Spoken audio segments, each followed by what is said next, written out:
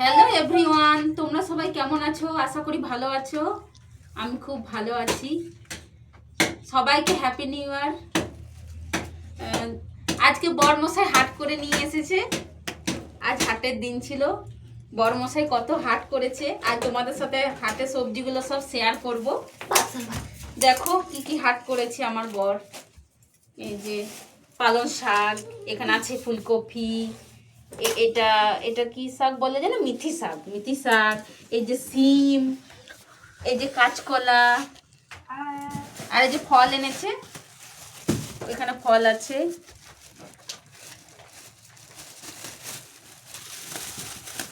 এখানে ফল আছে বন্ধুরা, বেদনা আর আপেল আর লঙ্কা, আরো অনেক কিছু আছে। সবটা ঢালতে হবে থলি থেকে, তাহলে তোমরা সবটাই দেখতে পাবে।